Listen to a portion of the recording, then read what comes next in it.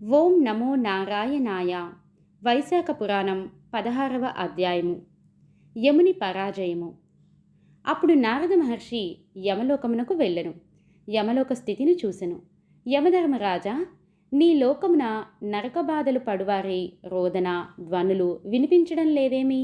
చిత్రగుప్తుడును ప్రాణుల పాపముల లెక్కను వ్రాయటం మాని మునివలే మౌనముగా ఉన్నాడేమి? సహజముగా బహువిధ పాపములను చేయు మానవులు ఈ లోకమునకు రాకుండుటకు కారణం ఏమిటి అని ప్రశ్నించెను. యముడును దీనుడై ఇట్లనెను. నారద మహర్షి, భూలోకమున ఇక్ష్వాకు వంశము వాడైన కీర్తిమంతుడు అను రాజు మిక్కిలి విష్ణుభక్తుడు. అతడు ధర్మభేరిని మ్రోగించి తన ప్రజలందరినీ వైశాఖ వ్రతము అవలంబించినట్లు చేయుచున్నాడు. చేయని వారిని తీవ్రంగా శిక్షించుచున్నాడు. ఇందువలన ప్రతి వారును భక్తి వలననో దండన భయముననో తప్పక వైశాఖ మాస వ్రతమును ధర్మములను ఆచరించుచు చేసిన పాపములను పోగొట్టుకొని విష్ణులోకమునకు చేరుచున్నారు. ఇందువలన నరకమునకు వచ్చువారు ఎవరునూ లేక వైశాఖ స్నానాదుల మహిమ వలన శ్రీహరి లోకమునకే పోవుచున్నారు. ఇందువలన నేను రోడైన మానుని వలె ఉంటిని. నాకు ఇట్టి స్థితి పోయి పూర్వపు స్థితి రావెలను. అందులకై ఆ రాజుపై దండెత్తి వానిని చంపదలచితిని. యజమాని చెప్పిన పనిని చేయక అతడిచ్చు ద్రవ్యమును తీసుకుని ఊరకుండువాడు తప్పక నరకమును పొందును. నేనును బ్రహ్మచే యమలోకమున పాపులను విచారించి శిక్షించుటకై నియమింపబడి ఇట్లు ఊరుకుండుటయొక్కు నాకు పాపమును కలిగించును. ఆ రాజును నేను చంపలేకపోయినచో బ్రహ్మ వద్దకు పోయి నేను చేయవలసినదేమి అని అడుగుదును అని యమధర్మరాజు నారదునకు చెప్పెను. నారదుడును బాగున్నదని తన దారిన తాను పోయెను.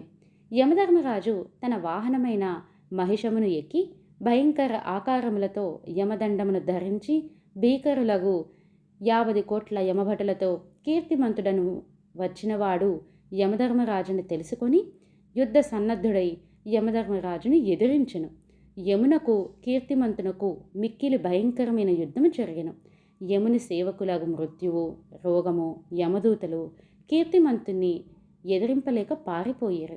యముడు ప్రయోగించి ఆయుధములన్నీ కీర్తిమంతుని ఆయుధముల ముందు శక్తిహీనములైనవి.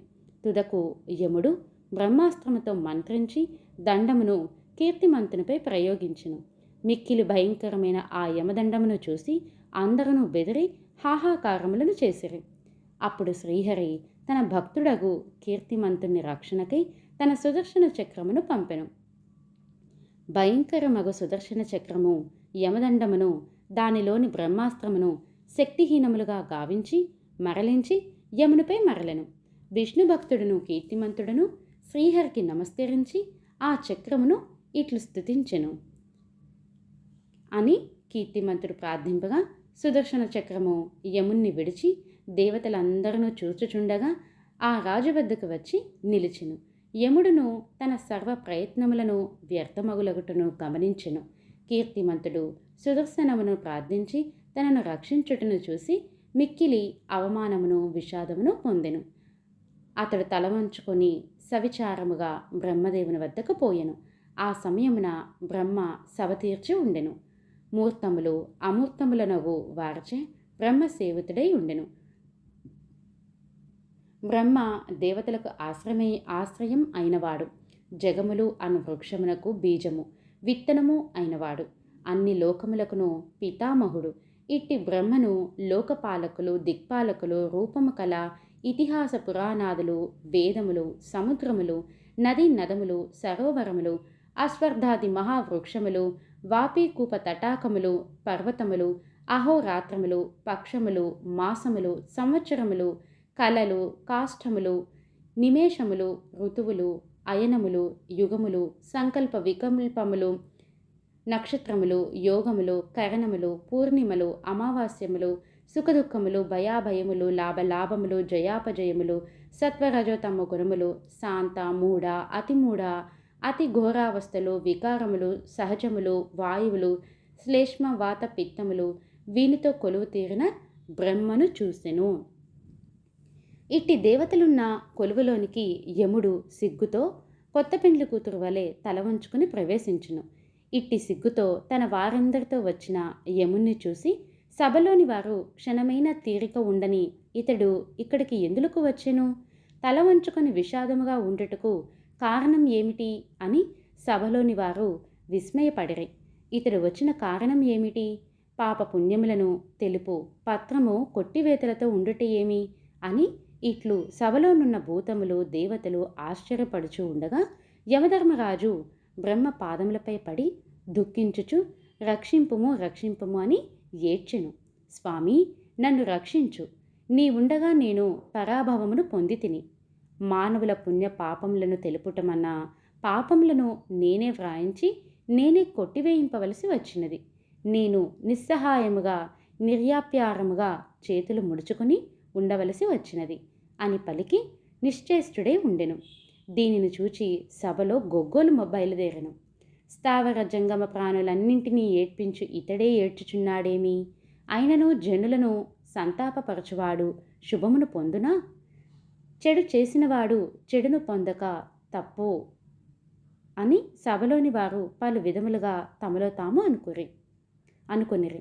వాయువు సభలోని వారిని నిశ్శబ్దపరచి బ్రహ్మ పాదములపై వ్రాలిన యమధర్మరాజును దీర్ఘములు దృఢములు అగు తన బాహువులతో పైకి లేవతీసెను.